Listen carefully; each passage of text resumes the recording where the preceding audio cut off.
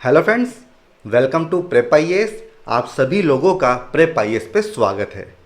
Friends, इस series में हम लोग डेली आंसर राइटिंग सेशंस ले रहे हैं एंड सिस्टम कुछ इस तरह से है कि मंडे टू सैटरडे हम लोग डेली 2 क्वेश्चंस डिस्कस करते हैं एंड संडे को हम लोग ऐसे सेशंस ले रहे हैं एंड इसी सीरीज़ में ये 4th सेशन है ऐसे के लिए। फ्रेंड्स, इस लेक्चर में हम दिए गए ऐसे के टॉपिक को डिस्कस करेंगे। उसके बाद एक लर्नर की आंसर शीट को भी डिस्कस करेंगे। ठीक है, आज का जो हमारा ऐसे का टॉपिक है वो है smart village not city is the need of India. मतलब इंडिया में सिटी की नहीं बल्कि स्मार्ट विलेज की हमको ज़रूरत है। फ्रेंड्स, आपके जो भी डाउट्स हो ना, आप कमेंट सेक्शन में डायरेक्टली मुझसे पूछ सकते हैं। मैं डेफिनेटली सबका रिप्लाई करने की कोशिश करूँगा। अब फ्रेंड्स, ये जो हमारा टॉपिक है smart village not city is the need of India, इसको हम 3 डिफरेंट तरीके से डील कर सकते हैं। कुछ लोग बात कर सकते हैं कि केवल स्मार्ट विलेज ही होने चाहिए, सिटीज़ नहीं होनी चाहिए।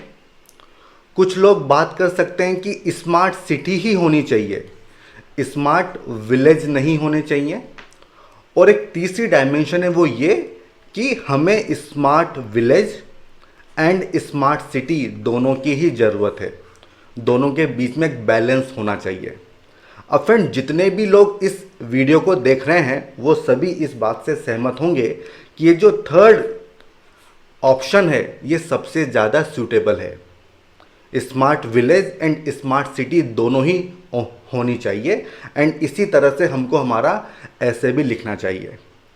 अब फ्रेंड, जब भी हम ऐसे की बात करते हैं तो हमारे पास काफ़ी सारी डायमेंशंस होनी चाहिए। जितनी डायमेंशंस आप कवर कर सकते हैं उतना ही अच्छा होता है। अब फ्रेंड्स, इस तरह के क्वेश्चंस में किस तरह से डायमेंशंस बनाई जाए, तो इसमें एक मैं आपको कॉन्सेप्ट बताता हूँ कि जब भी कोई टॉपिक आए तो कुछ क्वेश्चंस पूछिए। वो क्वेश्चंस क्या होते हैं? Why, what, how. तो इनका जो भी आंसर होगा वो सभी आप डिफरेंट डायमेंशंस बना सकते हैं। कैसे, मैं आपको बताता हूँ। फ्रेंड्स, इस वाले ऐसे टॉपिक में आपका स्ट्रक्चर क्या होगा?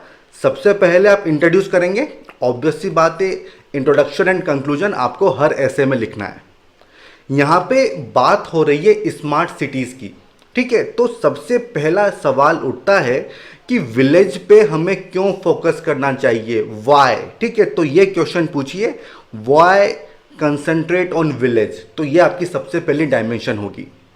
इसको बताने के बाद आप बताइए कि what do you understand by smart village, smart village होता क्या है। ठीक है, तो व्हाट, तो ये आपकी दूसरी डायमेंशन हो जाएगी। अब जब आप बता देंगे कि स्मार्ट विलेज क्या होता है, देन आप ये भी तो बताइए कि स्मार्ट सिटी की हमको ज़रूरत है या नहीं है। तो ये हो जाएगी आपकी अगली dimension, do we need smart cities. And definitely आपका आंसर यस होना चाहिए कि हमें स्मार्ट सिटीज़ की भी ज़रूरत है। अब जब इतना बता देंगे उसके बाद अब आप बताइए कि स्मार्ट विलेज के चैलेंजेस क्या हैं, इश्यूज़ क्या हैं। ठीक है, ये आपकी नेक्स्ट डायमेंशन होनी चाहिए। जब आप चैलेंजेस बता रहे हैं तो आपको सॉल्यूशंस भी बताने होंगे। ऑब्वियस सी बात है, आपको गवर्नमेंट के इनिशिएटिव भी बताने होंगे कि गवर्नमेंट क्या इनिशिएटिव ले रही है। तो वो जो डिफरेंट स्कीम्स है गवर्नमेंट की वो भी आपको यहाँ पे बतानी होगी। देन आप बताइए कि क्या सॉल्यूशंस होने चाहिए, क्योंकि अगर हर चीज़ सही होती तो ये ऐसे पूछा ही नहीं जाता। स्मार्ट विलेज बनाने में काफ़ी सारे इश्यूज़ हैं, तो आप कुछ सॉल्यूशंस बताइए एंड सबसे लास्ट में आप कंक्लूड कर दीजिए। तो ये स्ट्रक्चर होगा इस ऐसे का। फ्रेंड्स, देखिए, जितने लोग ऐसे को अटेम्प्ट करेंगे उतने ही डायमेंशन, उतने ही डिफरेंट तरीके से वो ऐसे को एड्रेस कर सकते हैं। मैं यहाँ पे केवल एक तरीका बता रहा हूँ। ठीक है, तो इसका ये मतलब नहीं है कि केवल यही तरीका सही है और आपका तरीका गलत है। सारे तरीके सही हो सकते हैं। ठीक है, कोशिश कीजिए कि मैक्सिमम डायमेंशन आप यहाँ पे इंक्लूड कर सकें। अब वन बाय वन इन सभी डायमेंशन को हम यहाँ पे एड्रेस करते हैं। सबसे पहला इंट्रोडक्शन। फ्रेंड्स, इस तरह के क्वेश्चन में अगर आप कोई केस स्टडी बता पाए तो बहुत अच्छा होता है। आप यहाँ पे किसी स्मार्ट विलेज के बारे में बता सकते हैं, जैसे कि मैंने यहाँ पे राजस्थान के धनोरा विलेज के बारे में बताया है। 2014 से पहले तक यहाँ पे काफ़ी सारे इश्यूज थे, जैसे कि सैनिटेशन का इशू था, रोड्स वगैरह नहीं थे, क्लीन वाटर नहीं मिलता था, ठीक है, पावर इश्यूज होते थे, तो काफ़ी सारे इश्यूज थे। लेकिन उसके बाद में काफ़ी सारे एफर्ट्स किए गए। ये एफर्ट्स किसने किए? डॉक्टर सत्यपाल सिंह मीणा, जो एक IRS ऑफिसर हैं, और एक फाउंडेशन थी इको नीड्स फाउंडेशन। तो इनके एफर्ट्स से यहाँ पे काफ़ी ज़्यादा चेंजेस लाए गए और आज की डेट में जो धनौरा विलेज है ये एक आदर्श ग्राम है। यहाँ पे टॉयलेट है, सैनिटेशन की व्यवस्था है, रोड्स वगैरह हैं, वेस्ट ट्रीटमेंट प्लांट्स हैं यहाँ पे, तो काफ़ी कुछ चेंजेस यहाँ पे देखने को मिले हैं, ठीक है। तो इस तरह से आप इसका काफ़ी अच्छे से इंट्रोडक्शन कर सकते हो। देन नेक्स्ट डायमेंशन क्या आती है? Why we should focus on villages. तो यहाँ पे आपको विलेज की इंपॉर्टेंस बतानी होगी, ठीक है। काफ़ी कुछ कंटेंट आपके पास है, यहाँ पे आप इनिशिएट कर सकते हैं कि विलेज में हमारी 70% पॉपुलेशन रिजाइड करती है, तो ऑटोमेटिकली आपको विलेज को फोकस करना ही होगा। देन विलेज में मैक्सिमम लोग फार्मिंग पे डिपेंडेंट होते हैं, लेकिन हमें जो फार्मिंग आउटपुट है उसमें डिक्लाइन देखने को मिल रहा है। बेसिक एमिनिटीज़ उनके पास नहीं है, हेल्थ एजुकेशन फैसिलिटीज़ वहाँ पे नहीं है, पोल्यूशन की प्रॉब्लम्स आ रही हैं, पॉवर्टी, पोल्यूशन, पैट्रियार्ची, इस तरह की प्रॉब्लम्स वहाँ पे फेस लोग कर रहे हैं। देन लोगों के पास कोई सेकेंडरी सोर्स नहीं है इनकम का, माल न्यूट्रिशन है, तो ये सब चीज़ें आप वहाँ पे लिख सकते हैं। जॉब अपॉर्चुनिटी का अभाव है, इनएडिकेट जॉब अपॉर्चुनिटीज़ हैं, तो इससे होता क्या है कि जो यूथ है विलेजेस का वो माइग्रेट करता है सिटीज़ में, तो इससे काफ़ी इश्यूज क्रिएट होते हैं। जैसे कि अगर हम विलेज की बात करें तो विलेज का जो कल्चर है, जो उनकी ट्रेडिशन है, फार्मिंग एक्टिविटीज़ हैं, उस पर इसका निगेटिव इफेक्ट पड़ता है।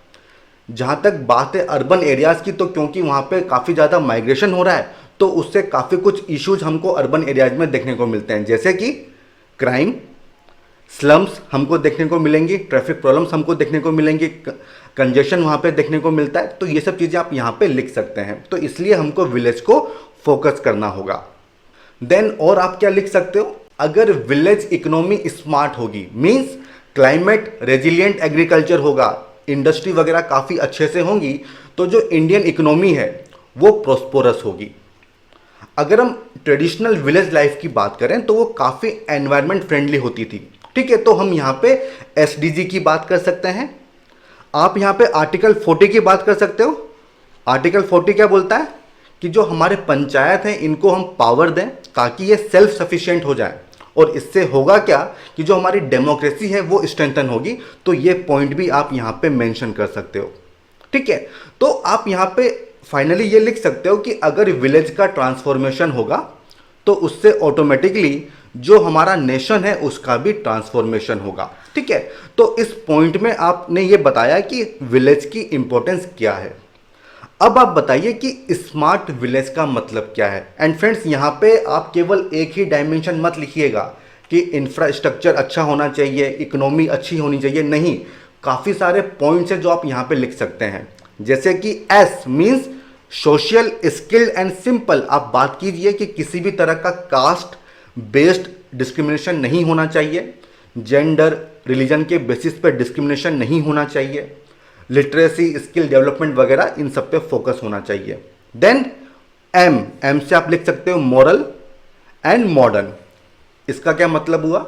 नॉन वायलेंस, स्वच्छ भारत, ये आप यहाँ पे लिख सकते हो। Then focus should be on modern technology and modern infrastructure, जैसे कि school, roads, hospital, solid waste management. इसके बाद ए से आप लिख सकते हो अवेयरनेस। किस बात की अवेयरनेस? जो global social and economic issues हैं। Then spirit of brotherhood and cooperation, जिसका काफ़ी इश्यू होता है विलेज में। देन R से आप लिख सकते हो रिस्पॉन्सिवनेस एंड रेडीनेस। किस बात की रिस्पॉन्सिवनेस? कोऑपरेटिव मूवमेंट की, ठीक है। सेल्फ सफिशिएंट होना होगा, इसके लिए आपको रेडी रहना होगा। तो ये सब चीज़ आप यहाँ पे मेंशन कर सकते हो। And last one is T, और T से ट्रांसपेरेंसी एंड टेक्नोसेविनेस, ये दोनों आपको लिखनी होगी।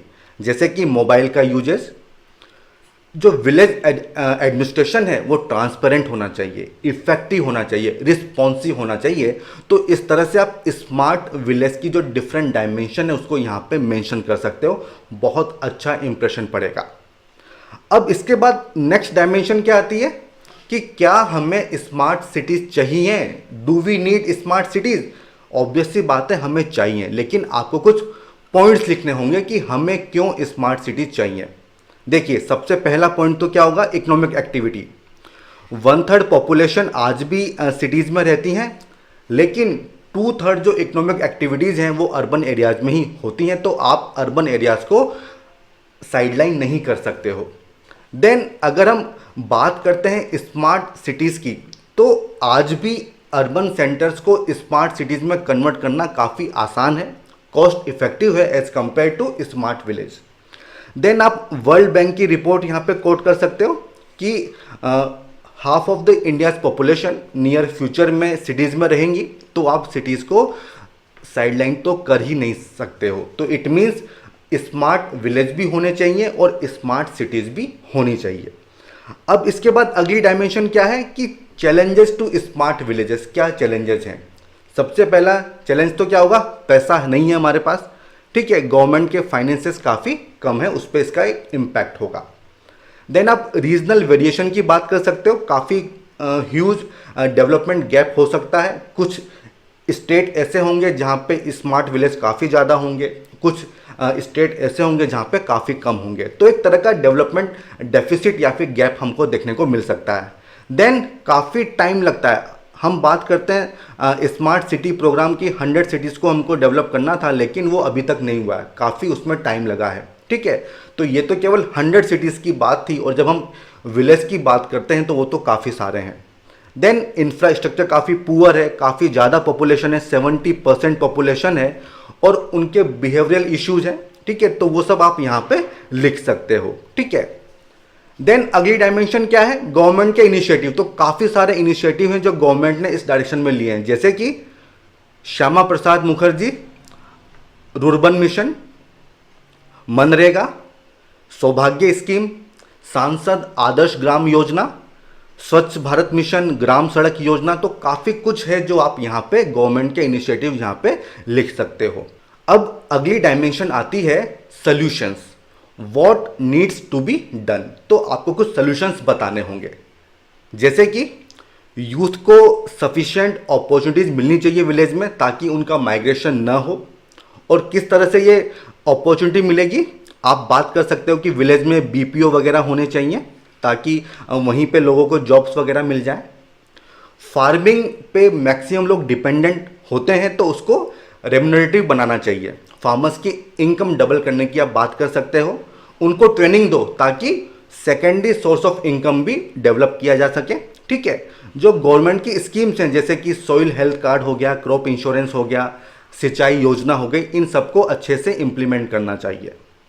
इसके अलावा आप डिजिटल इंडिया की बात कर सकते हो, स्किल इंडिया की बात कर सकते हो कि इसका प्रॉपर इम्प्लीमेंटेशन होना चाहिए विलेज में, ठीक है।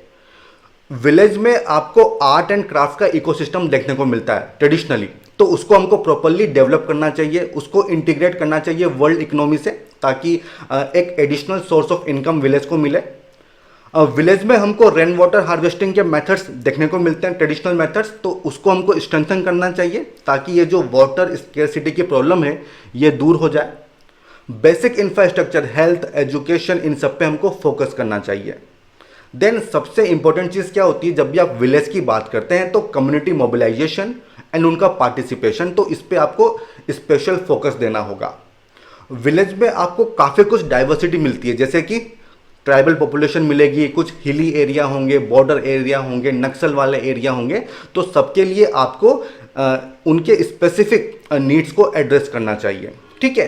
देन डिसेंट्रलाइजेशन सबसे ज़्यादा इंपॉर्टेंट है। प्लानिंग, एडमिनिस्ट्रेशन एंड ऑडिटिंग, ये सब विलेज कम्युनिटी को ही करनी चाहिए। आप यहाँ पे 3rd टियर की बात कर सकते हो। फंड्स एंड फंक्शन का रियल ट्रांसफ़र होना चाहिए, एंड आप यहाँ पे सपोर्ट की बात कर सकते हो कि विलेजेस में हमको टेक्निकल सपोर्ट वगैरह देना चाहिए, ठीक है। तो ये सब चीज़ें जो आप यहाँ पे लिख सकते हो। देन सबसे लास्ट में आप क्या लिखोगे कि हमें इंटीग्रेटेड अप्रोच को फॉलो करना चाहिए।